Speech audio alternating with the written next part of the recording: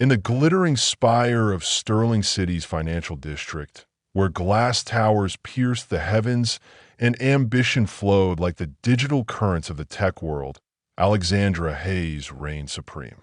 At 35, she was the formidable CEO of Novatech Solutions, a name that now resonated through elite tech conferences and adorned the prestigious lists of financial publications.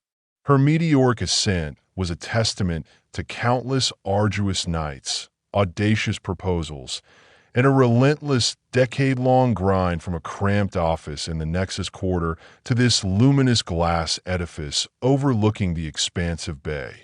Every element of her being, from the impeccably tailored suit that sculpted her frame, to her flawless, almost regal posture, and the artfully applied, minimal makeup, projected an aura of absolute control and undeniable power. Yet, this particular morning, as she sat in her sleek corner office, a barely touched latte cooling in her hands, an unsettling disquiet stirred within her.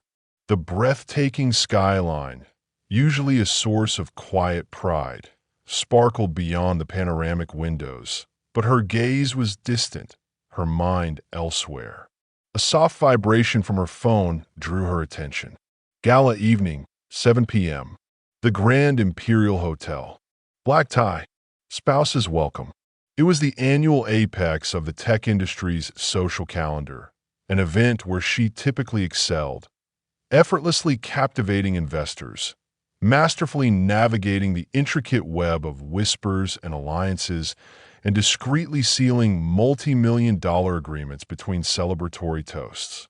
But this time, her customary confidence wavered, its flicker born from a singular source. Liam, her husband. Liam was a man sculpted from a different earth. Rugged and inherently grounded, he was far more at ease in sturdy hiking boots than in patent leather shoes. A former military operative, now a respected wilderness survival instructor, he thrived amidst the whispering pine forests and the raw challenge of the untamed wilderness, utterly out of sync with rooms buzzing with IPO valuations and the latest blockchain buzz. Alexandra had, on one solitary occasion, persuaded him to attend a business gala. He had spent the entire evening a quiet sentinel by the window, visibly uncomfortable, nursing a glass of sparkling water while venture capitalists conversed in a rapid-fire lexicon of acronyms. He hadn't been impolite, merely profoundly misplaced. A man built for the grandeur of mountains, not the intricate dance of mingling. "I feel like a lumbering moose at a delicate ballet," he had muttered with a faint, wry smile that barely veiled his deep-seated discomfort. And she had understood profoundly. She truly had. But tonight's reception was different. It carried significant weight. Investors of crucial importance would be present, along with influential press. Eyes would be everywhere, scrutinizing. Attending the event unaccompanied would inevitably invite a deluge of questions, questions she had absolutely no desire to address. She found her reflection in the vast window, a woman who seemed to possess almost everything. Yet the chasm between almost and everything loomed wide, filled with an array of agonizingly difficult choices. The morning following that ill-fated gala, one of Alexandra's colleagues, Alastair, had jovially remarked in the hallway, "Your husband, Liam, has quite the bodyguard aura, doesn't he? Charismatic, sure, but the way he scans the room, like he's assessing every potential threat." Everyone had chuckled, a cascade of light-hearted amusement. Alexandra had not. The comment stung with a sharpness far beyond what she was willing to admit. The underlying punchline wasn't merely about Liam's quiet, watchful demeanor. It subtly implied, he doesn't belong here, and perhaps a more insidious echo, and maybe neither does he truly belong with you. Now, sitting alone at her desk, the memory clung to her, a persistent burr under her skin. Liam had genuinely attempted to assimilate into those glittering, high-octane gatherings, but he invariably seemed off balance, as if navigating alien terrain.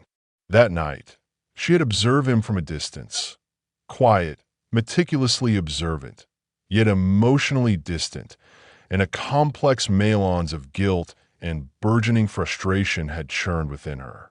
She instinctively glanced at her phone, unlocking it, a faint, desperate hope for a text message. Perhaps he would confirm his attendance tonight, or simply a reassuring emoji. Nothing. It was already past 10 in the morning. He would be long gone, as was his custom, heading to his remote training camp nestled just beyond the city limits, a world defined by the embracing scent of towering trees, the rustic simplicity of tents, and the purposeful tang of climbing ropes. That wilderness world, she knew, made profound sense to him. It exuded the essence of pine and unbridled freedom, a stark contrast to the sterile aroma of high-end coffee and the relentless pressure of looming deadlines. That morning, like so many recently, had unfolded in an almost unnatural quietude. She had sat at the expansive kitchen island, mindlessly scrolling through emails, her luxurious robe slipping from one shoulder, a cup of green tea entirely forgotten. Liam had approached from behind, pressing a soft, lingering kiss to the crown of her head, his fingers lightly brushing her shoulder. "What time will you be back?" he had inquired, his voice a low rumble as he meticulously fastened the buttons of his jacket. "We have the gala tonight, remember?" He had uttered a dry chuckle, as if the realization had just dawned on him, and he wished it hadn't. "I'll try my best to make it," he had promised, his eyes carefully evading hers. Then he had departed, taking with him the faint, comforting scent of worn leather and the forest, leaving her ensnared by a deepening sense of unease. She knew the odds, grimly. Liam would almost certainly not appear. Not because he lacked affection. He loved her profoundly. But galas simply did not constitute his world. The incessant chatter of IPOs and the abstract complexities of metaverses made him feel like a helpless fish stranded on dry land. For a fleeting moment, Alexandra considered foregoing the entire event. But that was a stark impossibility. Not with crucial investors to impress, and the carefully curated public image of her company to manage in the relentless glare of headlines. Appearing alone would undoubtedly spark a flurry of questions, dangerous questions that could undermine her position. A soft, deferential knock pulled her abruptly from her spiraling thoughts. "Alex, may I come in?" It was Charlotte's voice, familiar and brimming with an unshakable confidence. The door swung open smoothly, and in stepped her dearest friend, an embodiment of urban elegance. They had met a decade ago, two ambitious women chasing the same grand, audacious dreams. Charlotte, now 36, was style incarnate, sharp, acutely perceptive, with the posture of a movie star and a graceful, self-assured walk that suggested she inherently owned every room she entered. Her beige cashmere coat, silk blouse, and impeccably heeled shoes subtly whispered of immense wealth and astute media savvy. Even her perfume, a sophisticated blend of vanilla with a bright citrus twist, seemed intentionally chosen, a deliberate statement. As the astute head of public relations for a formidable media conglomerate, Charlotte possessed an uncanny ability to transmute even the most catastrophic public relations disasters into captivating headlines. But beyond her professional acumen, she knew, instinctively, how to truly be present when it mattered most. No judgment, no fuss, just an unwavering presence. She glided into the chair opposite Alexandra, offering a steaming coffee with a knowing grin. "Let me guess. Another latte?" "You know me too well," Alexandra replied, attempting a strained smile, but her fingers, she noticed, trembled subtly around the ceramic mug. Charlotte, of course, noticed everything. She always did. "How is the Iron Lady faring today?" she inquired, her astute eyes narrowing just a fraction. "You look as though you're shouldering an invisible burden." Alexandra sighed, placing the cup down with a soft clink. "The gala. Tonight. I truly, deeply don't want to attend alone. But Liam, he's almost certainly not coming." Charlotte offered a knowing, empathetic look. "A Sterling City soiree. Liam would undoubtedly prefer to be beneath a canopy of stars, with a crackling fire and a trusty flask in hand." Both women chuckled, a brief, hollow sound, but the stark truth of the situation hung heavy in the opulent air. Alexandra was consumed by dread for the evening, and Liam, once again, would be conspicuously absent from her meticulously constructed world. Charlotte's usual playful teasing about Liam, typically a source of light-hearted banter, failed to land this time. Alexandra simply rubbed her temples, a gesture of profound weariness. "I'm utterly stuck," she admitted quietly. "If I show up unescorted, people will begin to ask questions. The board is fully aware I'm married. If Liam isn't there, it will cast an undeniably negative light."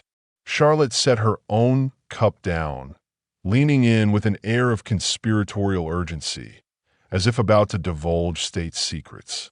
"All right, hear me out, Alex.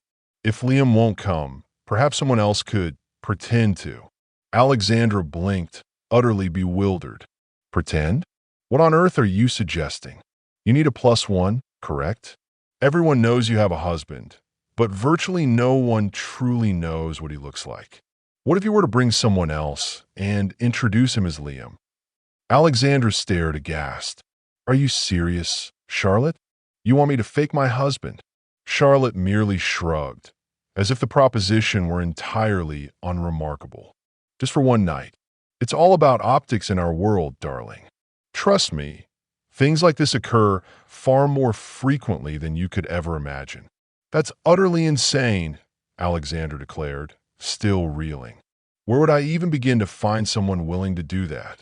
"I have someone," Charlotte stated, without a flicker of hesitation. "Asher Cole. Tall, incredibly charming, does some modeling gigs here and there, not currently tied down by full-time work. Polished, utterly discreet. He can absolutely pull this off." Alexandra shook her head, overwhelmed by the audacity of the idea. "You're asking me to lie to literally everyone I work with." "Think of it this way," Charlotte countered gently.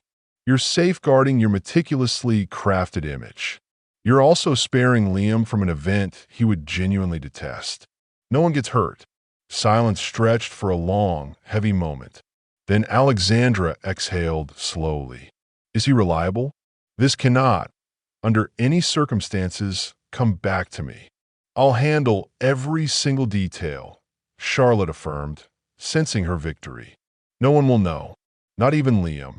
At that, Alexandra flinched.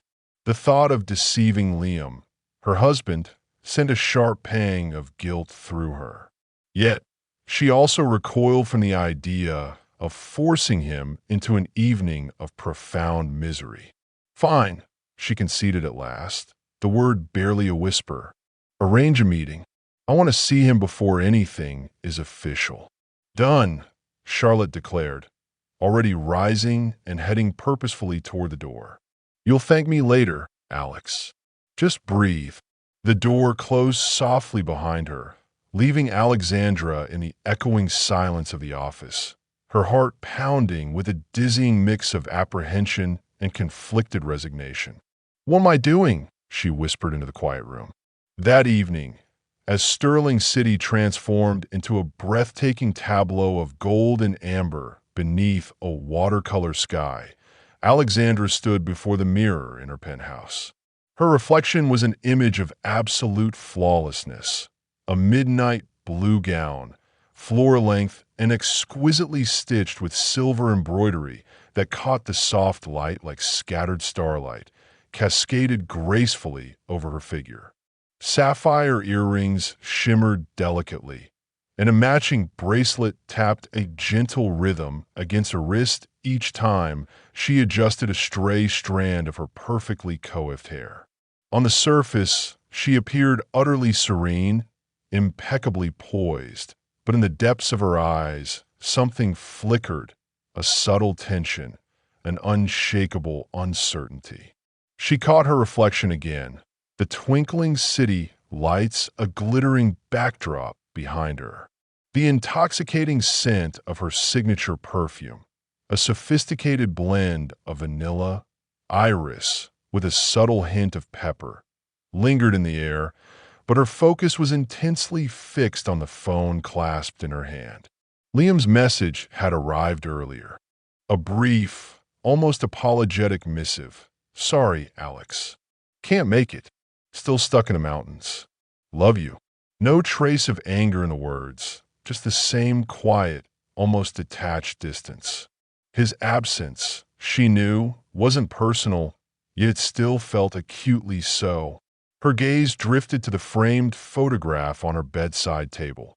A candid shot of her and Liam at Whisperwood Lake, their faces alight with unburdened laughter, as if nothing else in the world truly mattered. Now, she was meticulously dressing up, preparing herself for a stranger to impersonate him. "It's just business," she murmured to the photograph, the words tasting like ash in her mouth. "Just for tonight." The intercom buzzed, a sudden, jarring sound. Charlotte's voice crackled through, brimming with cheerful anticipation. "We're here. Shall we come up?" "We're here." Mint Asher was with her. Alexandra smoothed her dress, took a deep, fortifying breath, and walked towards the door. The chime rang again, a little sharper this time. She opened the door, her face a mask of composure, though her nerves simmered just beneath the surface, a cauldron of unacknowledged dread. Charlotte beamed, looking as though she had just stepped off a red carpet herself, exuding an almost blinding glamour. "You look like a goddess, Alex," she gushed, her initial enthusiasm almost causing her to forget the man standing silently beside her. Asher. He stood tall, immaculately styled, his tuxedo crisp and unblemished, his posture relaxed, yet radiating an undeniable assurance. His blue eyes, a striking contrast against his dark hair, studied Alexandra with a quiet, confident interest, not arrogant, but subtly perceptive.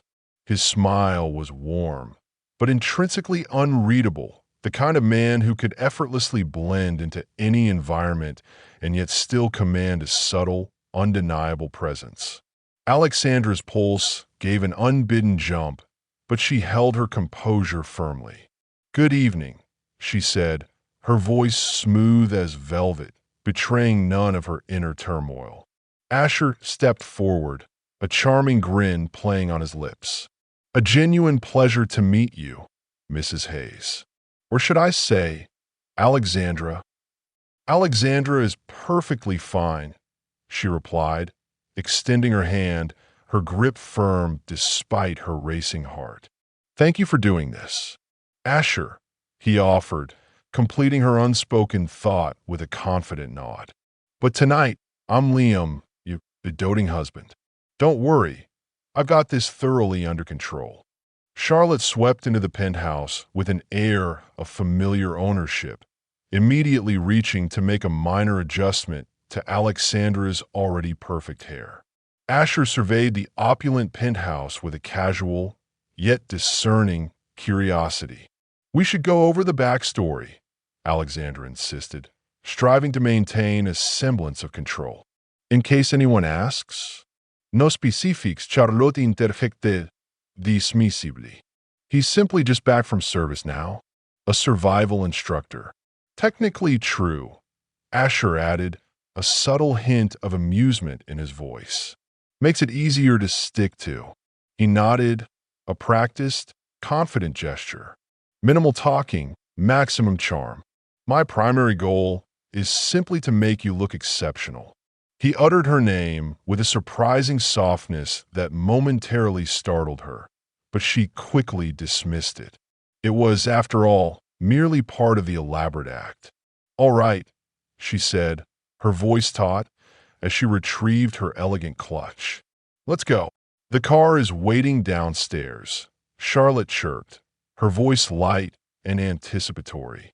Minutes later, the three of them emerged into the cool, crisp evening air. A sleek black sedan idled patiently at the curb. The driver, impeccably uniformed, promptly opened the door. Asher, with a seemingly natural chivalry, gently placed a hand on Alexandra's back, guiding her in first. She stiffened almost imperceptibly at his touch, but maintained her carefully constructed facade. It had begun.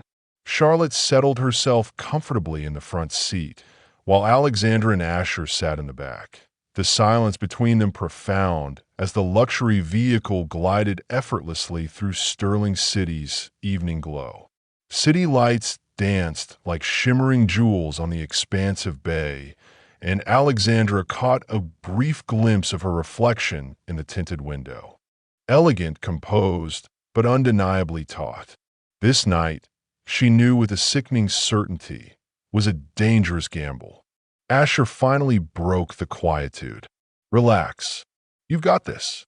She turned to him, surprised by the unexpected calm in his voice. "I hope so," she murmured, the words barely audible.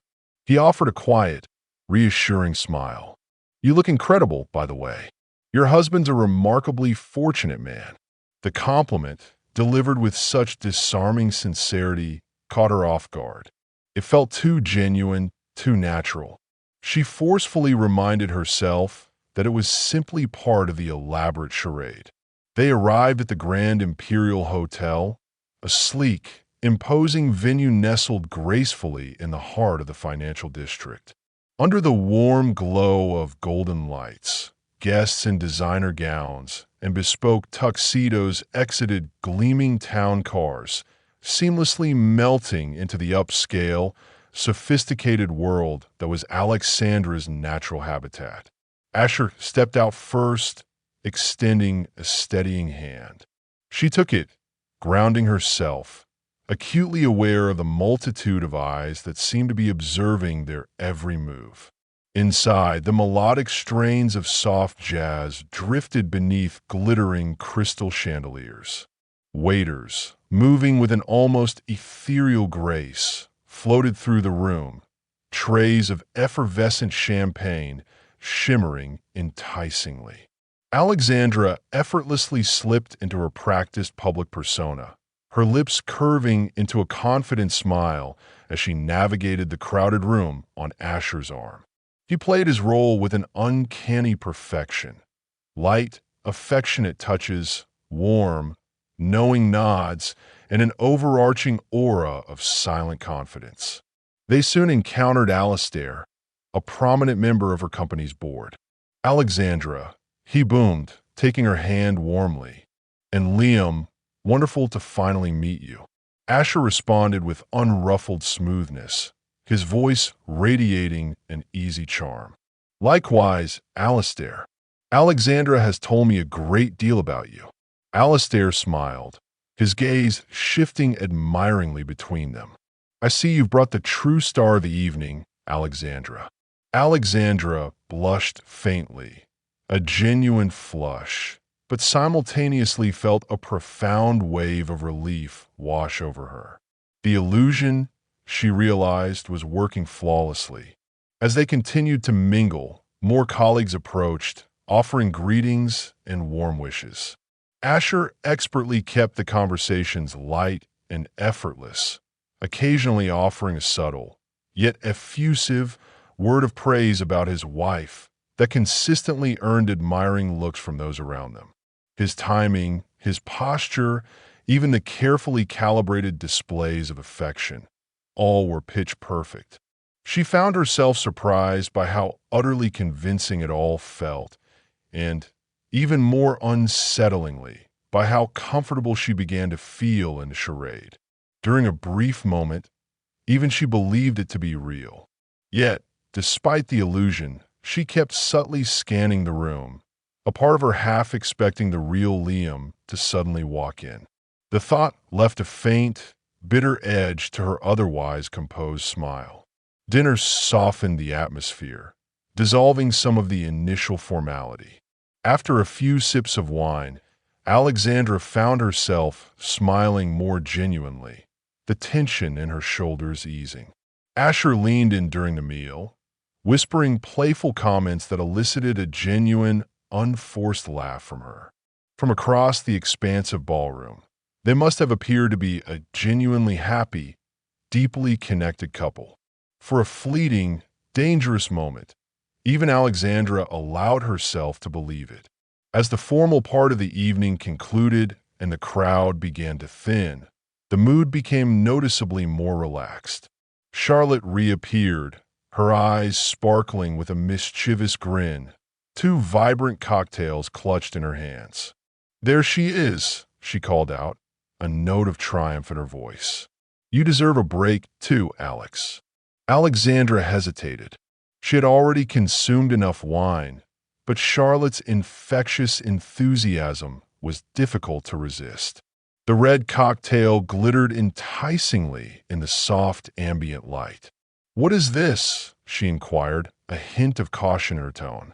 "Don't even ask," Charlotte laughed, waving a dismissive hand. The bartender called it a sterling sunset. "Just try it." Asher raised his own glass in a silent toast to a successful night. Alexandra clinked hers gently against his and took a tentative sip. It was sweet, remarkably smooth, and deceptively harmless at first taste.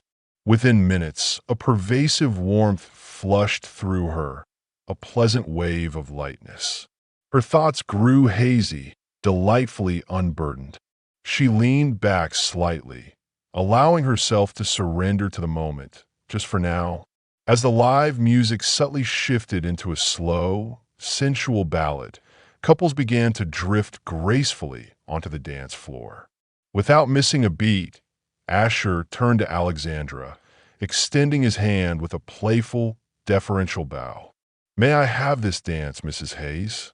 She hesitated, an ingrained instinct warning her to avoid any further unnecessary attention. But a different, more reckless impulse, fueled by the cocktail and the intoxicating success of the evening, urged her to lean into the illusion entirely. She placed her glass on a passing waiter's tray and took his hand. He guided her effortlessly toward the center of the elegant room. From the sidelines, Charlotte watched, a proud, knowing grin fixed firmly on her face. The music was smooth, languid, and intensely sultry.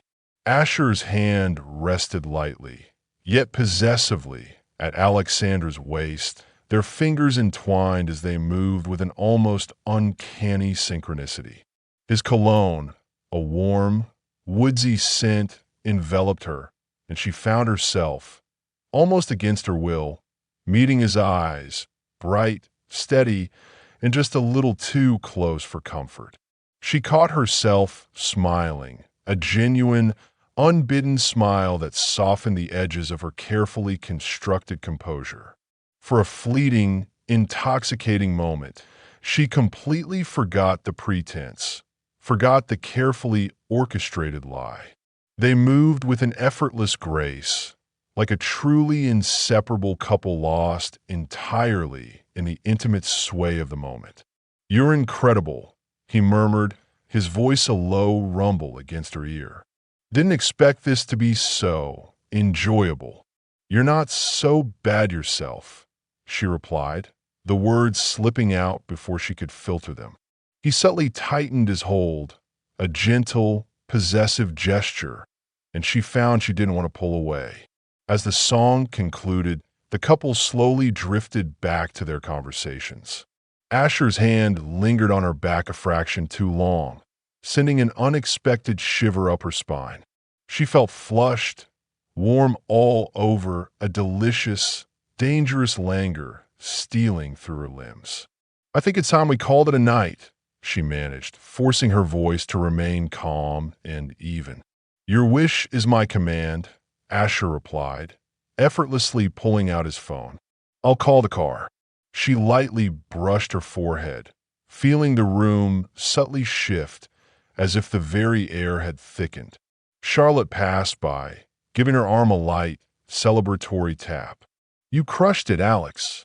Charlotte beamed, her voice vibrant with triumph. "Total success. You two look like the perfect couple." "Thanks," Alexandra said quietly, the word feeling oddly distant. "Just tired." "You head out. I'll hang back a little." "My driver's yours for the night," Charlotte offered, a generous gesture. Alexandra nodded, only half hearing, her sole desire a desperate need for fresh air. Asher returned and wrapped a comforting arm around her shoulders. "Let's get out of here."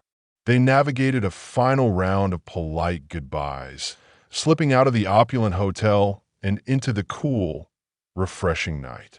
A black car rolled up precisely on cue, and Asher, with practiced ease, opened the door for her. As the cacophony of the city faded behind the plush, soundproof doors, Alexandra closed her eyes. Her chest ached subtly, and her mind felt strangely heavy, cotton-like. She wanted to say something, perhaps think improperly, but everything seemed to blur and recede into an indistinct haze.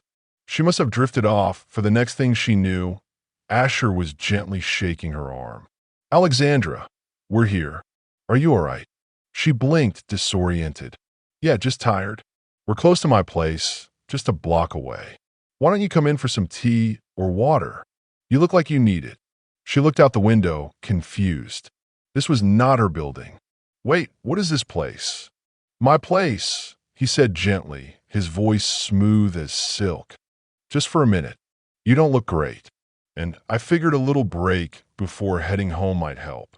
She wanted to decline, a faint alarm sounding in the distant recesses of her mind, but her mouth was parched and her head felt tight, throbbing. The words of refusal simply wouldn't form. "Okay," she murmured, her voice weak. "Water sounds good." He helped her out of the car. She stumbled slightly, her balance compromised, and he caught her by the elbow, his grip firm. "Easy," he said, his voice solicitous. "I've got you." Her vision doubled momentarily, the lobby lights blurring into an indistinct smear. Asher spoke briefly to someone at the front desk, procured a key card, and then gently ushered her towards the waiting elevator. Inside, she barely managed to keep her balance in her towering heels. When they reached his apartment, he turned on a soft, ambient light. "Come in. Make yourself comfortable," he said, removing his jacket with a practiced, fluid motion. "Let me get that water." She leaned heavily against the cool wall, struggling to steady her erratic breathing. "I don't feel well," she murmured, the words slurring slightly. "You're fine," came his voice from the kitchen, sounding oddly unconcerned. "Just hang on." He returned moments later, offering her a tall glass of water. Her hand trembled too violently to hold it steadily. Water spilled down her chin. "Here," he said, his voice calm, as he held the glass to her lips. She drank a little, then slumped against the wall again, her body a dead weight. "Thanks," she whispered, too utterly drained to move. "Come on, let's get you on the couch." He wrapped an arm around her shoulders, his touch strangely impersonal, and guided her into the living room. She sank into the plush cushions, her body heavy, her mind still thick and fogged. The water helped, but only marginally. Everything felt distant, muffled, and terrifyingly uncertain. Asher settled himself beside her, no longer exhibiting the polished, solicitous gentleman from earlier. His eyes were different now, sharper, colder, undeniably predatory. Even through the oppressive haze that clouded her mind, Alexandra felt something tighten, a knot of visceral fear blooming in her chest. She attempted to stand, but his hand pressed firmly on her shoulder, pinning her down. "Just relax," he murmured, his voice a low, gravelly rumble. "You're too tense. I think I should go," she whispered, her voice barely audible. He did not release her. His arms slipped around her waist, pulling her closer, pressing her firmly against his side. "Why rush?" he said, his voice dangerously low. "The night's still young." Before she could form any coherent response, his mouth crashed against hers, rough and demanding. Panic surged through her, a raw, primal scream trapped in her chest. She tried to push him away, but her limbs felt heavy, unresponsive, utterly numb. Her heart pounded a frantic rhythm against her ribs, but her voice was stuck in her throat, strangled by fear. The kiss was not tender. It was brutal, invasive, a violation. In her mind's eye, she saw Liam's kind, trusting face. Her body, horrifically, did not respond in the way she desperately wanted it to. Asher lowered her onto the couch, his breath ragged, his hands already everywhere. Just let go," he murmured, his voice a dark lullaby. Tears, hot and desperate, slipped from the corners of her eyes, tracing paths down her temples. Her body faded, surrendering to the encroaching darkness. Her mind, as a final act of self-preservation, mercifully shut down. Somewhere nearby, on a quiet, dimly lit street, a phone screen suddenly illuminated inside a parked car. Charlotte sat alone in the driver's seat, a triumphant smile slowly spreading across her lips as she read Asher's message. "Everything is according to plan. I have her. Good night. Let's see how strong you are now, Alexandra," she whispered to herself, a chilling undercurrent of satisfaction in her voice. Then, she drove off into the night, pursuing a revenge only she truly understood. The pain preceded the light. Alexandra stirred slowly, her entire body aching with a dull, pervasive throb. Her mouth dry and parched. The cloying scent of an unfamiliar cologne mingled with stale tobacco smoke, clinging to scratchy, unfamiliar sheets. She wasn't home. Fragments of memory surged back, jarring and disorienting. His touch, the crushing pressure, her utter helplessness. Her eyes still closed, she curled her fingers against the rough fabric of the bed. Not silk, definitely not hers. Her stomach lurched, a sickening drop. When she finally forced her eyes open, a strange, unfamiliar ceiling loomed above her. Weak, diluted daylight filtered grudgingly through a gap in the heavy curtains. She pushed herself to sit up, her limbs heavy and sore, each movement a profound effort. She was half-dressed, the elegant gown she had worn now a crumpled heap near the bed, its delicate zipper unmistakably torn. Her shoes lay haphazardly beside it, a dark mark on her wrist, a livid bruise shaped like distinct fingerprints, caught her attention, extinguishing any lingering doubt. Something truly awful had happened. She turned her head, slowly, painfully. Asher lay on the other side of the bed, deeply asleep, his bare chest rising and falling in a peaceful, rhythmic cadence, as if nothing in the world were amiss. Alexandra's breath hitched in her throat. A wave of profound horror bloomed in her chest, cold and suffocating. Quietly, with agonizing deliberation, she slid the blanket off her body and pushed herself into a sitting position. The room swayed precariously, but she had to move. "Now, just go." She slipped the torn dress over her body, not bothering with the broken zipper, then snatched her clutch from a small table in the hallway. Her phone was inside. Missed calls from Liam. A single, poignant message. "How are you? I'm worried. Answer me." She stared at it, the words a fresh stab to her already shattered heart. Then, with trembling fingers, she typed a reply to Charlotte's number. "Everything's fine. Be home soon." She eased the apartment door shut behind her, the soft click echoing like a gunshot in her ears, then bolted down the stairs, fear propelling her forward.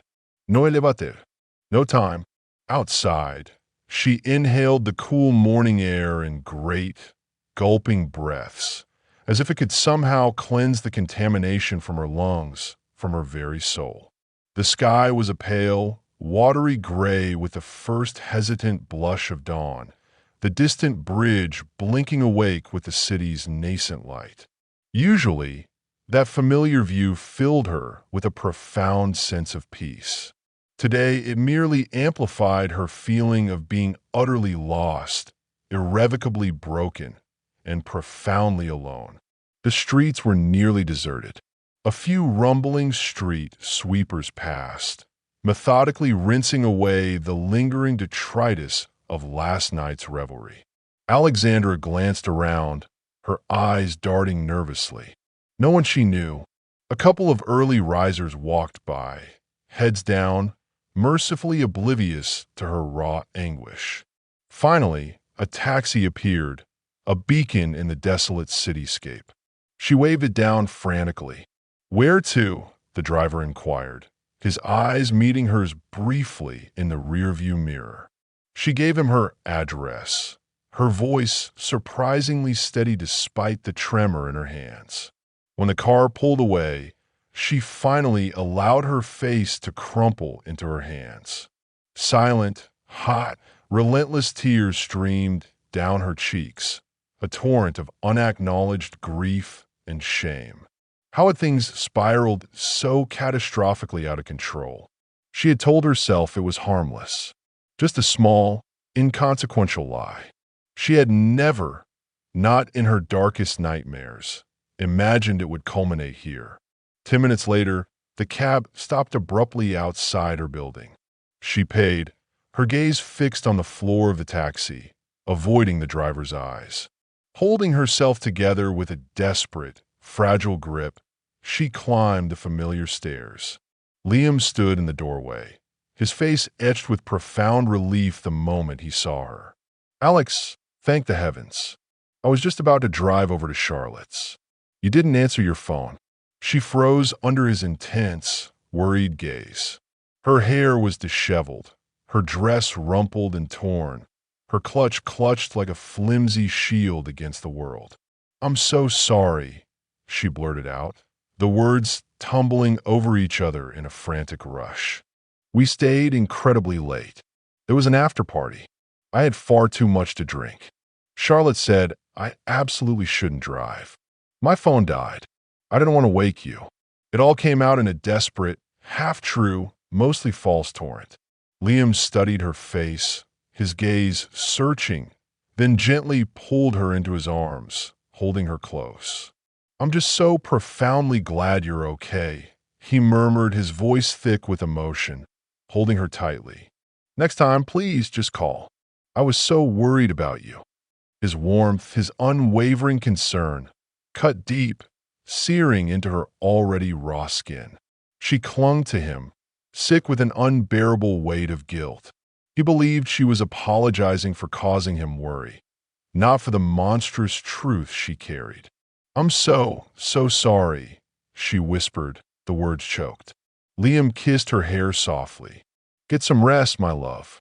"Yeah," she nodded, barely holding herself together. Once inside the sanctuary of the bathroom, she locked the door with a trembling hand and collapsed into convulsive sobs. For the first time, the liberating sound of running water drowned out her agonizing cries. She tore off the ruined dress and stepped under the scalding spray, scrubbing herself raw, but no water, no matter how hot, could ever erase what had happened, could ever wash away the stain. Eventually, utterly depleted, she sank to the shower floor, knees pulled to her chest, and sat in numb silence. The shame, a suffocating shroud, clung to her skin like smoke. Later that morning, Alexandra sat at Charlotte's pristine kitchen table, cradling a mug of tea, the ceramic warmth offering a faint, illusory comfort. She had rushed over the moment Liam left for work. She simply could not bear this crushing weight alone. Charlotte sat opposite her, a latte in hand, her gaze studying Alexandra with an unervingly quiet concern. "Okay," Charlotte said gently, her voice carefully modulated. "Tell me what happened." Alexandra's voice shook uncontrollably. She stared blindly out the window as the morning sunlight illuminated the quiet, tranquil backyard. Children played innocently, dogs barked in the distance. Life outside continued, utterly untouched. Inside, Alexandra was unraveling. "I woke up in Asher's bed," she said finally, the words tasting like ash. "I don't remember much after that cocktail. Just fleeting, horrifying flashes. We slept together." Charlotte set her cup down with a soft thud, her expression registering a theatrical shock. "Wait, are you absolutely sure?" Alexandra nodded, fresh tears welling in her eyes, blurring the idyllic scene outside. "I was undressed. He was next to me. I know what happened. I don't remember agreeing. I only remember dancing, the car, and then nothing." Her voice cracked, a fragile sound. "I don't even know how I let it happen." Charlotte rose from her chair, walked around the table, and wrapped an arm around Alexandra, a gesture of practiced solace. Alexandra leaned into her, sobbing quietly against her shoulder. After a long, heavy pause, Charlotte spoke softly, her voice dripping with feigned remorse. "I don't even know what to say, Alex. I'm so incredibly sorry. I truly thought Asher was decent. Tipsy or not, if he took advantage of you when you weren't fully there, that's absolutely not okay." Alexandra looked up, her eyes raw and red-rimmed. "So, you think it wasn't me? You think he—" Charlotte gently stroked her hair, a soothing gesture.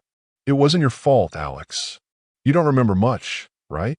"You were barely conscious," Charlotte reiterated, her voice soft but insistent. "A truly decent man would have either taken you directly home or ensured you were safely alone. So, yes, I think you profoundly crossed the line, and I feel utterly awful about it. I was the one who brought him into your life." She bit her lip, a perfect picture of remorse. Alexandra shook her head weakly. "It's not on you, Charlotte. I agreed to this whole stupid charade. I drank the cocktail. I stayed too long. I danced. I should have just left." She pressed her palms to her temples, a dull ache throbbing behind her eyes. "God, I feel so sick. I still don't fully comprehend what I allowed to happen. Stop blaming yourself." "Alex," Charlotte said softly, her voice a balm. "It spiraled wildly out of control. What matters now is what you're going to do next." Alexandra wiped her face with the back of her hand and sat up straighter, the question hitting her with the force of a physical blow. I don't know, Liam." Charlotte asked the name carefully, almost delicately. Just hearing his name made Alexandra flinch. "If he finds out, it's over. He'll never forgive me. He'll walk away." Tears returned to her eyes, blurring the room. Charlotte reached across the table and took Alexandra's trembling hands. "Let's be brutally realistic. If you tell him, he will leave. If you don't, he might never know. Think about that, Alex. You telling him would only destroy him, especially if it wasn't even truly your choice." Alexandra sat in stunned silence, her heart pounding a frantic drumbeat against her ribs. The insidious idea of keeping quiet, of burying it like a grotesque nightmare, sounded seductively tempting. But could she truly live like that? Could she look Liam in the eye, knowing the unspeakable secret she harbored? "I don't know if I can carry it," she whispered, the words barely audible. Charlotte hugged her gently. "You don't have to do it alone. We won't say a word to anyone. You just need time to settle down. Don't make any rash moves, Alex." Her voice was soothing, persuasive. "Liam loves you, and if this stays strictly between us, maybe you can truly move past it. Maybe," Alexandra murmured, too utterly exhausted to argue further. Still, the crushing weight of guilt felt unbearable. Liam had held her so lovingly that morning, had trusted her implicitly, and she had lied. If only she could undo it all, rewind time, but she couldn't. So now, she had to pretend it had never happened. After a brief, pregnant pause, Charlotte cleared her throat softly. Alex, you need to take something. You're not sure if he used protection, right? Alexandra paled instantly, the blood draining from her face. I'm sorry, but you absolutely should take a morning after pill, Charlotte continued, her voice firm. Better safe than profoundly sorry. The thought, amidst the overwhelming trauma, hadn't even remotely crossed Alexandra's mind. The sheer horror of the previous night had drowned out everything else. She wasn't on birth control, and she and Liam certainly weren't trying for a baby. Oh, God, she whispered, her voice a strangled sound. You're right. How could I not think of that? Charlotte got up, disappeared into the bathroom for a moment, and returned with a small, discreet box. Here, she said, holding it out. I keep a spare. Take it now. Alexandra's hands trembled violently as she swallowed the pill with a sip of tea. A small, faint wave of relief, cold and fleeting, washed over her. At least that immediate, terrifying risk was now managed. Charlotte hesitated, her gaze unreadable. There's one more thing, Alex. You might want to see a doctor just to be absolutely sure. You never know. Another icy chill ran through Alexandra. She thought about what else that night could have left behind. Diseases, insidious complications, irreversible consequences.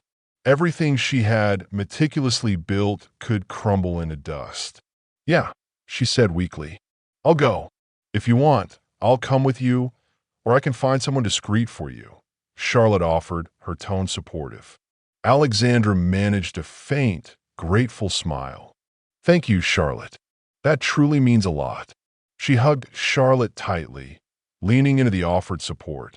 The reassurance helped, but it wasn't enough to fill the growing void within her. When she left the apartment, she felt a fraction steadier, but just as hollow.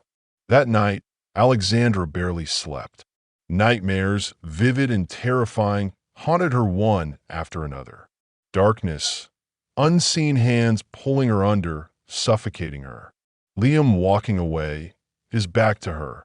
As she called out to him, her voice lost in the void. Charlotte's voice echoing, a cruel, mocking laugh in the emptiness. She told no one but Charlotte. Around Liam, she maintained a fragile composure, but her distance from him became palpable. When he inquired if she was all right, she blamed the relentless demands of work. She flinched, almost imperceptibly, from his touch, claiming profound tiredness.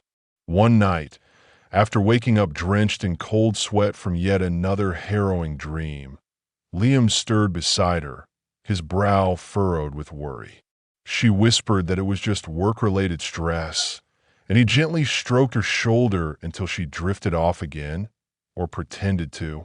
And somehow, that tender, understanding gesture hurt the most, because now, every kindness he showed her, every gesture of love, only served as a stark reminder of the profound lie she was forced to live with, a lie that festered at the core of her being. Liam drifted back to sleep, leaving Alexandra wide awake, staring into the impenetrable darkness. Images flashed through her mind, a kaleidoscope of cherished memories. Moments when everything had felt utterly perfect. Last summer at Whisperwood Lake, laughing by a crackling campfire as Liam gently wiped marshmallow cream from her face.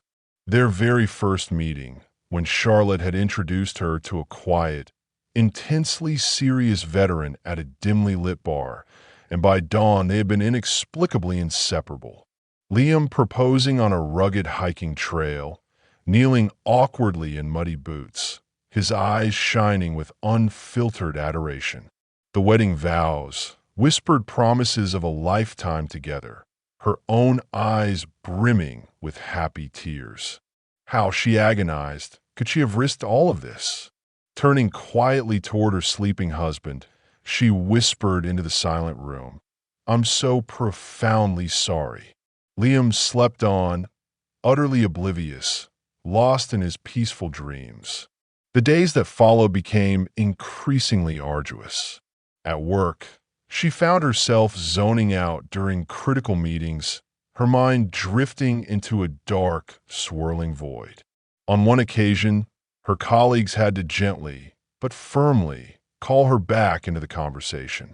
She laughed it off, a brittle, strained sound, but the incident terrified her.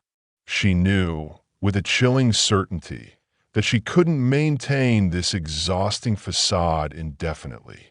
A week later, Alexandra finally forced herself to visit a discreet, unmarked clinic across town. She signed in under a false name, her cheeks burning with deep embarrassment, and quietly informed the doctor that she had experienced unprotected intimacy about a week earlier. The doctor sighed gently, her expression compassionate. "It's truly a shame you didn't come sooner." In these situations, immediate care within 72 hours is critical. However, let's run some comprehensive tests. The chances from a single encounter are usually quite low. Try not to worry until we have the full results.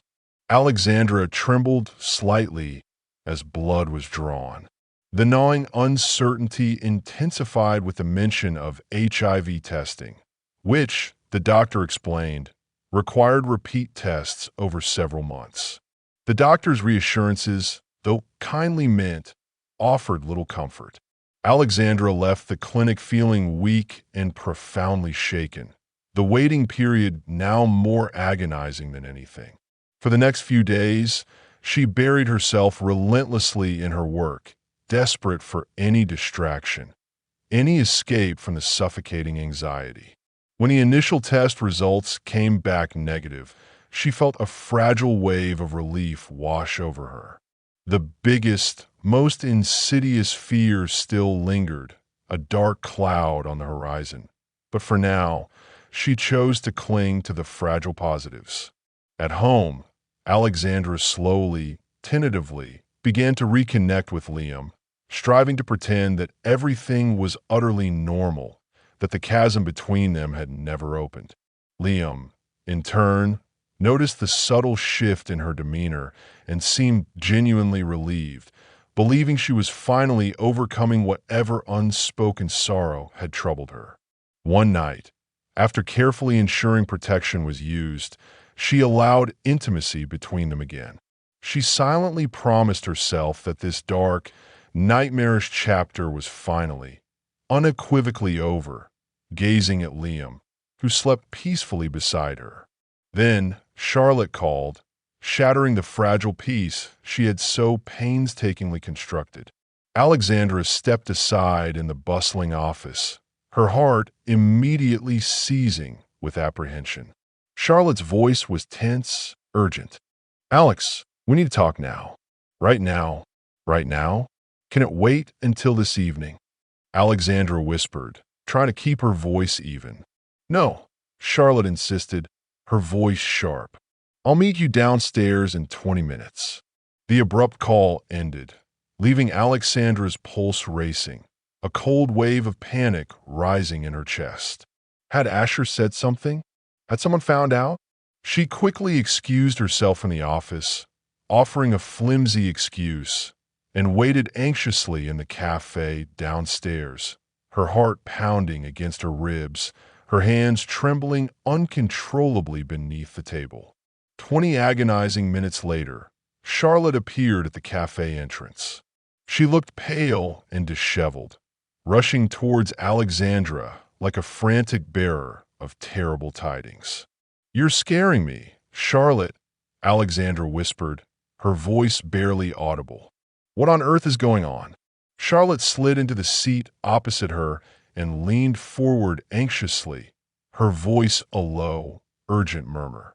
This is about Asher.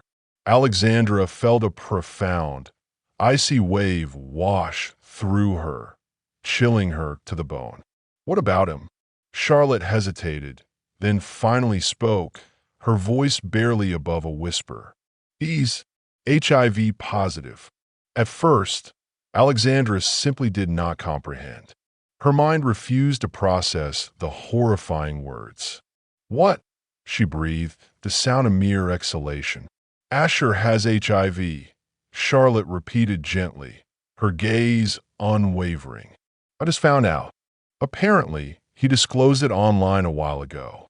As soon as I heard, I had to tell you, Alex. Alexandra stared blankly, her lips numb, reality dissolving around her like smoke. She jerked back violently from Charlotte's reassuring grip, gasping for air. No, that's impossible. It can't be true. I wish it wasn't true, Alex. I feel absolutely terrible. I brought him into your life, Charlotte whispered, her voice steeped in a cunningly feigned remorse.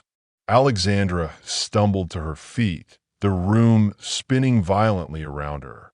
I need air, she managed, her voice strained. Charlotte hurried to help her outside, guiding her gently to a nearby bench. Alexandra sank onto it, breathing raggedly, fighting a desperate wave of nausea. Oh God, Charlotte, I'm infected. And Liam, he could be infected too. Calm down, Charlotte soothed, her voice deceptively comforting. It's not a death sentence.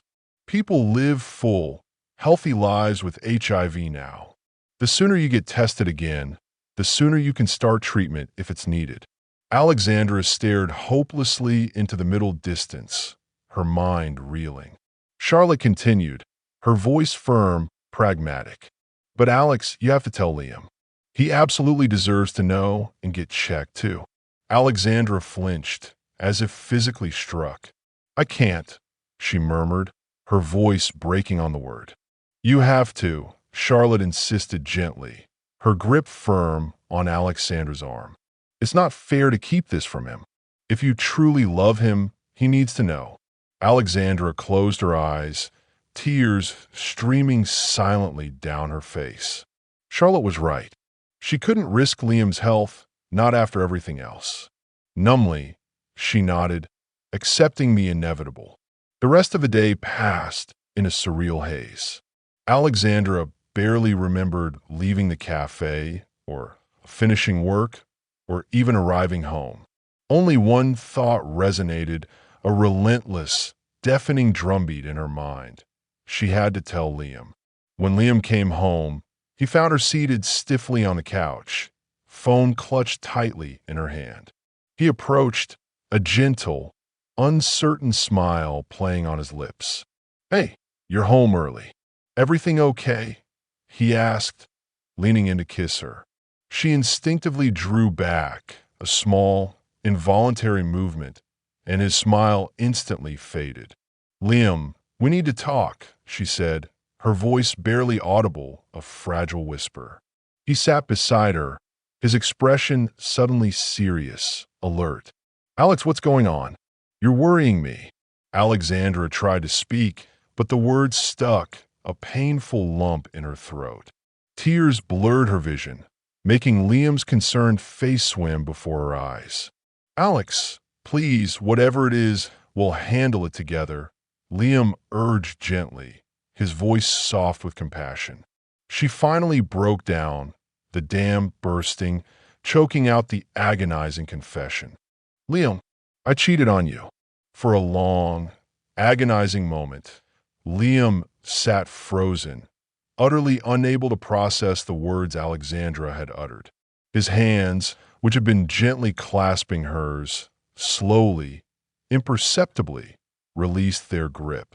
What? How? He finally managed, his voice a strained whisper. Alexandra buried her face in her hands, forcing herself to continue, the words tearing at her throat. Remember the gala you missed? I brought someone else. It was just supposed to be an act. But afterward I was drunk, completely out of it, and I woke up in his bed. Her last words were barely audible, choked by sobs. Liam stared in stunned disbelief for a prolonged moment before finally speaking, his voice hoarse, raw with anguish. Who was he? Asher, Charlotte's friend. You haven't met him. Liam stood up abruptly, his movements jerky, agitated, beginning to pace with a slow, rising tide of anger. You hired a complete stranger to pretend to be me? And then you slept with him? No, she pleaded desperately, reaching out a trembling hand. I think he sedated me. I didn't want it. Liam, please believe me. It's been a month, he exploded, his voice suddenly sharp, filled with a profound betrayal. You kept this from me every single day. Did you truly think I'd never find out? She stepped closer, tears streaming down her face. I was terrified. I thought I could handle it, but everything just spiraled out of control. Don't touch me, he snapped, pulling away sharply, as if her touch burned him. There's something else, she whispered, her voice barely audible, filled with an unspeakable dread. He stared at her, incredulous, a bitter laugh escaping his lips. Something worse. She took a deep, shuddering breath, the air rasping in her lungs. Asher is HIV positive. She paused, the words feeling like a death sentence. I just found out. I got tested, but there's a chance I'm infected too. Liam lunged forward, gripping her shoulders roughly, his eyes blazing with a horrifying mixture of shock and fury. What? HIV? You been sleeping with me? No, we always use protection, she cried, desperate to explain. I only found out today, I swear. Liam released her abruptly, as if she had suddenly become diseased, his hands dropping to his sides. Get out! She froze, her eyes wide with disbelief and terror. What? You heard me, he said coldly, his voice devoid of any warmth. Leave. I can't look at you right now, Alexandra. Liam, please, she sobbed, reaching for him again, her hands pleading. He stepped back sharply, his eyes blazing with a cold, unforgiving fire. You destroyed us. How could you do this? I'm sorry. Please. No apologies, he said bitterly, his voice raw with pain. I trusted you with my life, and you betrayed me. Every single moment you spent pretending, you lied right to my face. She reached out again, a desperate final plea. He brushed her off sharply, violently, and snatched his keys from the table. Where are you going? She called after him, her voice cracking. As far away from you as humanly possible. The door slammed shut with a resounding finality, leaving her in a stunned, echoing silence. Seconds later, she heard the screech of his tires as his car sped away into the night.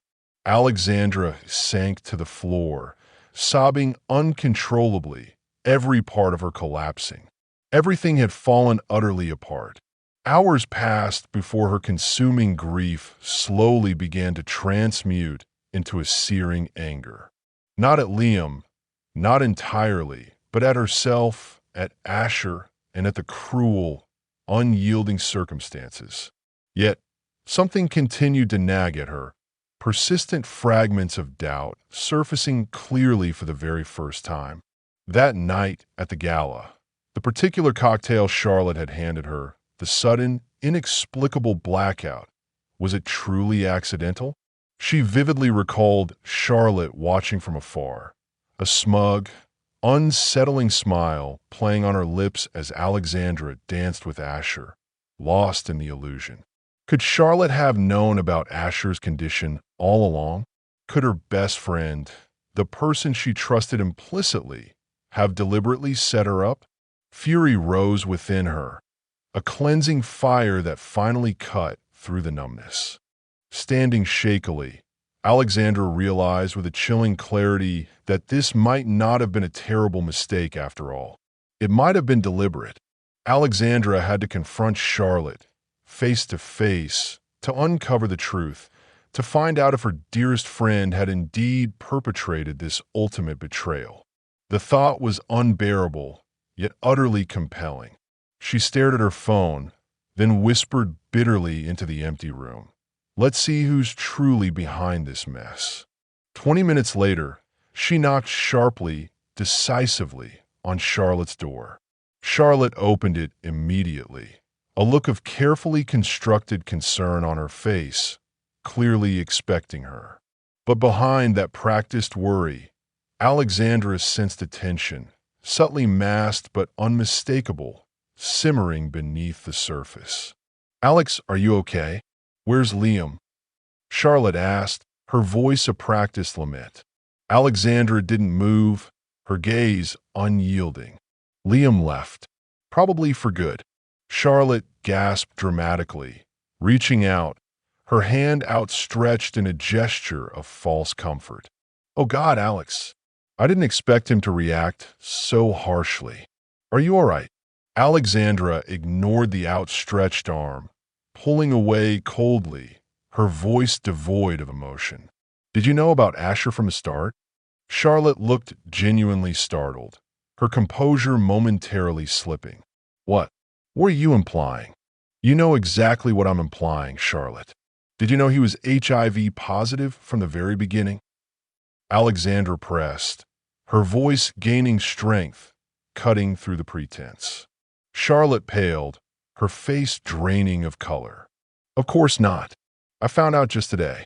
I swear, Alex. Did you really?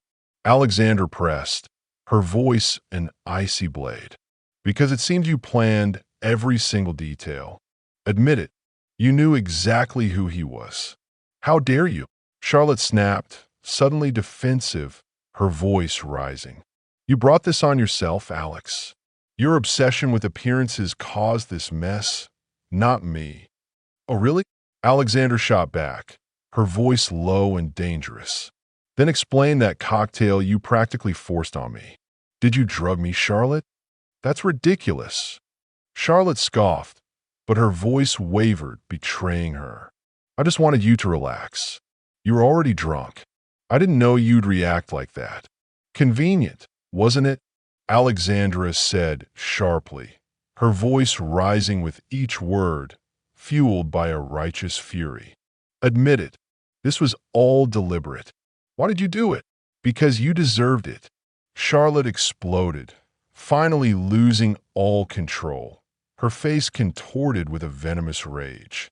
Always perfect Alexandra. Wealthy, successful, adored. Everyone always compare me to you. Why aren't you like Alex? Look at Alexandra. I was sick of living in your shadow. Alexandra stared, stunned by the raw intensity of Charlotte's sudden, visceral anger. And Liam, Charlotte continued, her voice dripping with bitter resentment. I love him first, but the moment I introduced you to him, he only saw you. You took everything from me, Alex. The career, the husband, the life I wanted. I was tired of watching from the sidelines. So you decided to destroy my life? Alexandra whispered, horrified, the words tasting like ash. I wanted you to see what it's like to lose everything. Charlotte hissed, her eyes glinting with malicious satisfaction. Now you're alone. Your marriage ruined. Your career collapsing. Let's see how you handle being damaged goods. Alexandra felt a strange, profound clarity wash over her. Charlotte wasn't powerful. She was desperate, miserable, consumed by her own toxic envy. Pity, cold and unyielding, replaced the initial shock. Are you done? Alexandra asked coldly, her voice flat. Charlotte hesitated, suddenly realizing, with dawning horror, that she had said far too much. Alex, wait. I didn't mean to hurt you so badly. I was just trying to. But Alexandra turned away, utterly disgusted. She walked purposefully toward the door without another word. Alex, wait. Charlotte cried, lunging forward, grabbing her arm. Alexandra wrenched free, her eyes blazing with an icy resolve. Don't touch me again, she said firmly, her voice chillingly devoid of emotion. You're dead to me. You have no proof. Charlotte shouted, panic rising in her voice. Who will believe you? But Alexandra didn't look back.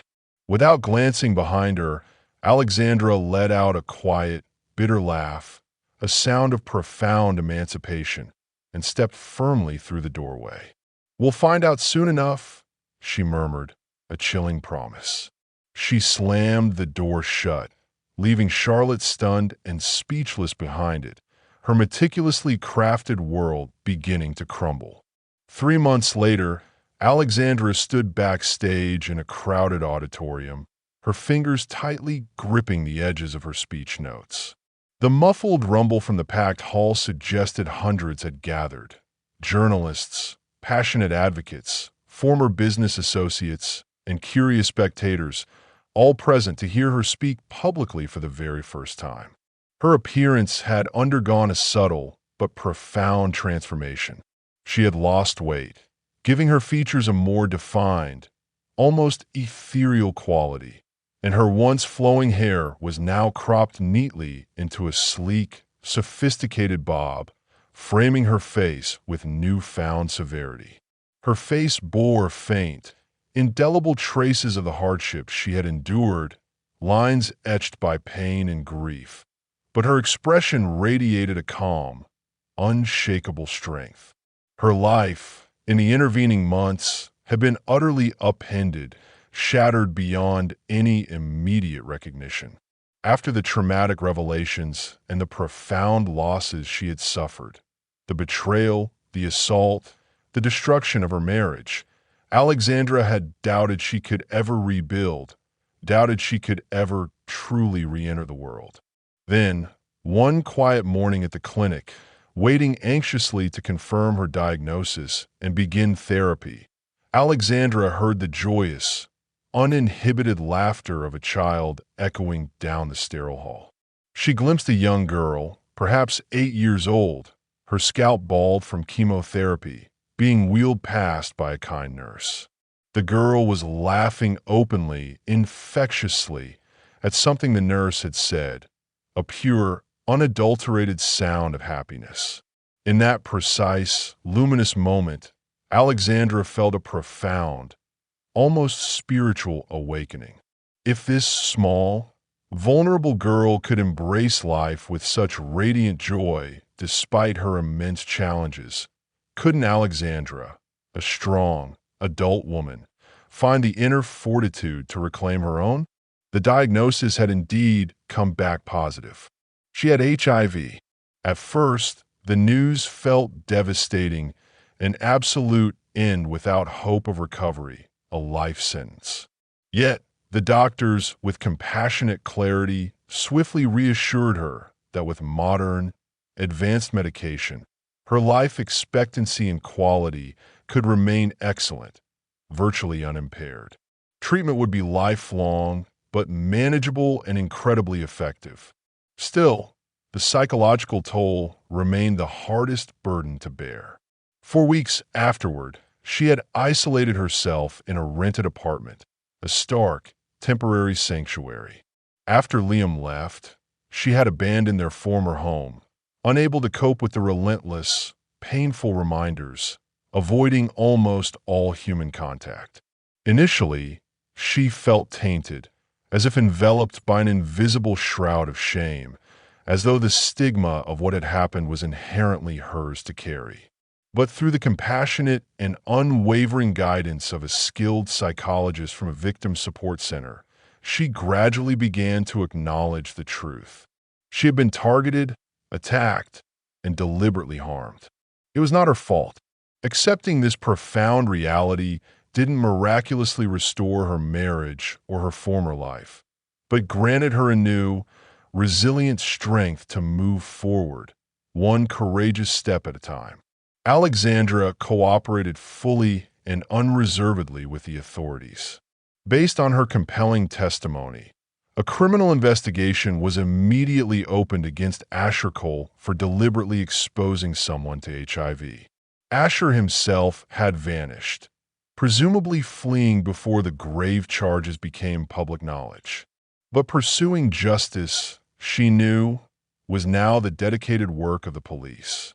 She also filed a comprehensive lawsuit against Charlotte, seeking damages for conspiring to cause severe emotional and physical harm and for deliberately ruining her reputation. Alexandra provided decisive evidence, a stark, undeniable recording of Charlotte's heated, unvarnished confession. Once the media reported the sensational story, Charlotte faced an immediate, intense public backlash. Her meticulously constructed life quickly unraveled. She lost a prestigious job, faced serious legal charges, and found herself utterly abandoned by former friends and once loyal colleagues. Ironically, in her desperate, malicious attempt to destroy Alexandra, Charlotte had inadvertently, irrevocably destroyed herself. Alexandra, meanwhile, found an astonishing strength in transforming her profound pain into a compelling purpose. With the gentle, persistent encouragement from her compassionate therapist and the diligent investigators, she agreed to an in-depth interview about her harrowing experience. The resulting article, published in a prominent national magazine, drew significant, widespread attention from the press and from influential women's advocacy groups. She never publicly named Asher, her goal not revenge, but a broader, more impactful awareness. Her message was clear, resounding, and deeply personal, to demonstrate that even confident, independent, seemingly invincible women could tragically become victims of violence and insidious manipulation, to expose the hidden dangers that could, sometimes, emerge from the closest of friendships, to highlight that HIV was not a death sentence, but a manageable condition affecting everyday people, and crucially, to encourage personal responsibility and profound compassion for oneself and for others. Alexandra had temporarily stepped down as CEO of her company, delegating her duties to a team of trusted deputies. She didn't yet know if she would ever return to corporate life, at least not for now. It was not her priority. In the eyes of many, Alexandra rapidly became a powerful symbol of resilience and unwavering strength. When her candid, raw article appeared in a prominent business magazine, hundreds of letters poured in, some offering heartfelt support, others sharing strikingly similar painful experiences or the lingering fears of stigma. Soon, the organizers of a major conference dedicated to addressing stigma and supporting women entrepreneurs personally invited her to deliver their closing keynote speech. Now, just moments before taking the stage, the event coordinator waved a signal. Alexandra took a deep, fortifying breath. 6 months earlier, speaking openly like this would have been utterly unthinkable, a paralyzing nightmare. But her fear gradually, incrementally, had dissolved, replaced by a quiet determination. A long, arduous road still stretched ahead. Continued therapy, moments of profound solitude, the lingering absence of partner. But she no longer hid from reality. She confronted it. The audience greeted her warmly, a wave of enthusiastic applause washing over the stage. Alexandra, composed and radiating a quiet confidence, stepped into view and approached the microphone. The packed crowd hushed instantly, all eyes locked onto her, captivated. "Good afternoon," she began, her voice clear, steady, and resonant. "My name is Alexandra Hayes. 3 months ago, I truly thought my life was irrevocably over. Yet today, I stand here, alive and ready to share how I rediscovered myself." Her words echoed with a profound strength and an undeniable authenticity. Gone was any trace of shame or self-blame, replaced by the quiet, dignified presence of a woman who had faced unimaginable hardship and emerged, miraculously, even stronger. For a long time, I genuinely believed nothing could break me. Alexandra spoke clearly, firmly, into the microphone, her voice carrying easily through the vast auditorium. I was a CEO. I made tough decisions. I negotiated multi-million-dollar deals. My career, my professional achievements, defined my pride and my very sense of self-worth. But one day, unexpectedly, my world collapsed. Her voice briefly trembled, a fleeting moment of vulnerability. Yet, she quickly regained her composure, her gaze sweeping over the audience, holding their rapt attention. In an instant, they destroyed everything. My career, my marriage, even my health, all gone overnight. And yes, this happens. You could do everything right, act honorably, live with integrity, yet still fall victim to another person's cruelty, their malice, their unaddressed anger. No one is immune to such insidious darkness. Silence, thick and palpable, filled the immense room. A woman in the front row covered her mouth with a trembling hand, tears shimmering in her eyes. But today, I'm here to tell you there is always a path out of the darkness, Alexandra continued, her voice gaining a renewed power. I still carry pain. I live with a serious illness. My marriage ended. My best friend betrayed me in the most heinous way.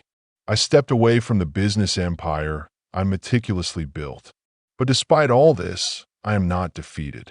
In fact, I feel stronger than ever because I've discovered a profound truth within myself. Vulnerability isn't weakness. It is in fact a source of immense, untapped power. The room was absolutely still, every breath held. Alexandra drew a deep breath, steeling herself to share something deeply personal, something she once thought she could never utter aloud. Unfortunately, successful women often feel immense pressure to project an unwavering image of invincibility. Society tells us that we must be twice as strong, twice as resilient, to earn respect, to secure our place. I wore that mask proudly for years, believing that asking for help meant failure, meant revealing a fatal weakness. But I was wrong. After everything fell apart, I blamed myself.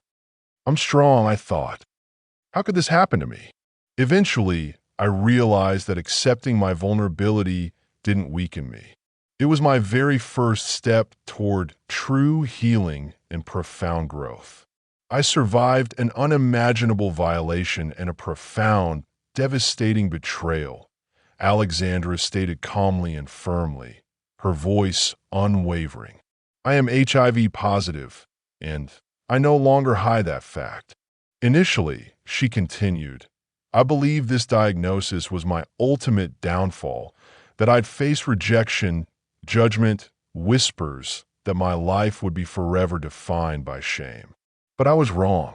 People showed up, friends, complete strangers, colleagues, with incredible, unwavering support. A virus doesn't define me unless I allow it to. When I finally spoke out, hundreds came forward to offer solidarity, to share their own burdens.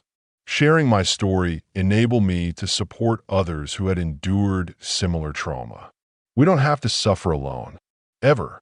In the back rows, several women quietly raised their hands in a gesture of silent applause, clearly deeply moved by her words. Encouraged, Alexandra concluded her speech with a fervent passion that resonated throughout the hall.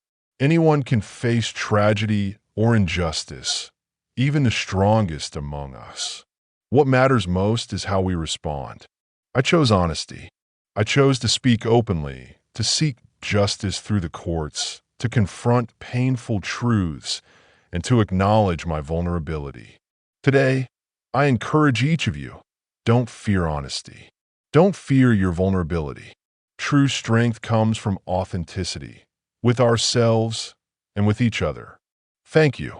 A long, profound pause hung in the air before enthusiastic, thunderous applause erupted, filling the entire room, a wave of heartfelt affirmation.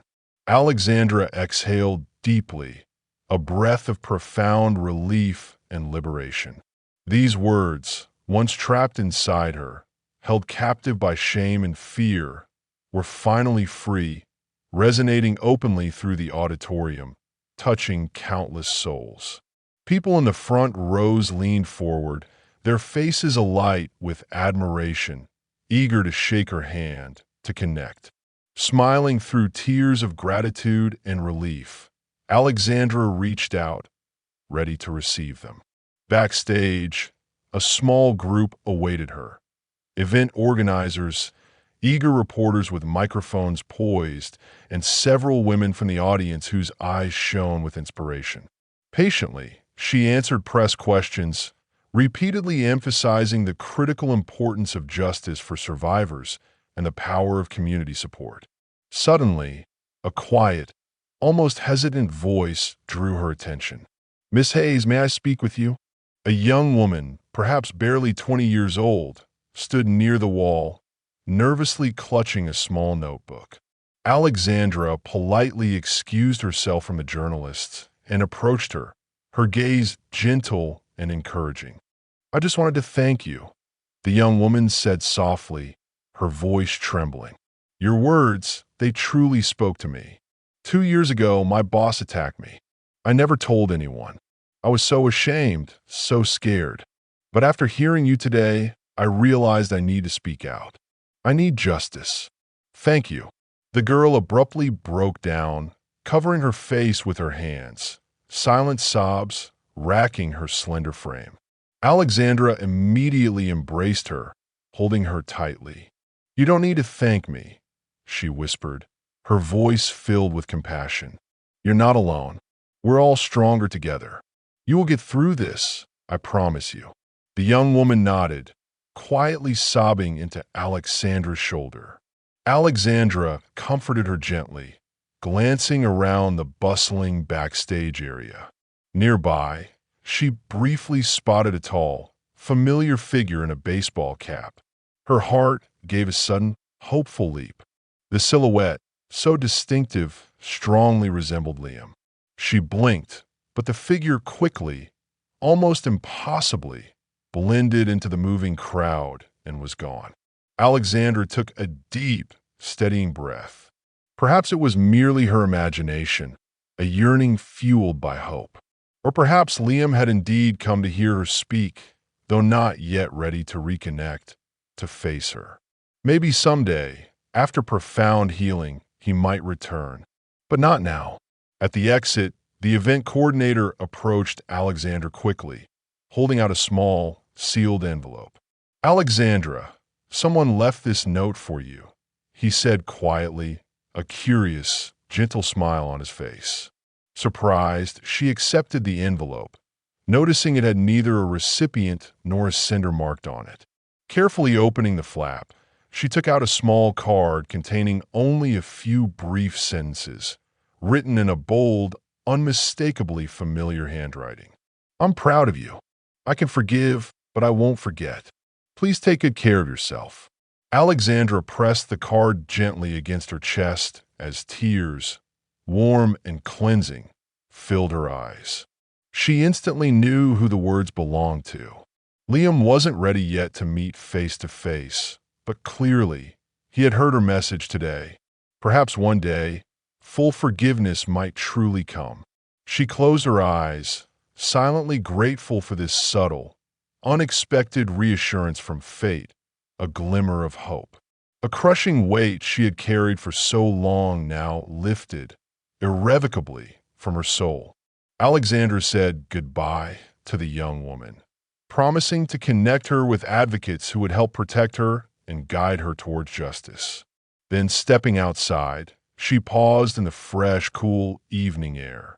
Sunset cast a warm, burnished amber glow on the buildings around her, turning the city into a canvas of gold and shadow. This city had witnessed her greatest triumphs and her deepest sorrows. Today, it had witnessed her profound return. She inhaled deeply, feeling a complex mix of melancholy and burgeoning hope. Melancholy for what had been forever lost, irrevocably gone. Hope, because she had rediscovered the exhilarating thrill of freedom and a newfound, powerful purpose. The future remained unclear, an unwritten page. Yet, Alexandra no longer feared it. She began walking confidently, purposefully, merging seamlessly into the evening crowd, ready to meet whatever lay ahead, fully ready to embrace the life that was, at last, truly her own.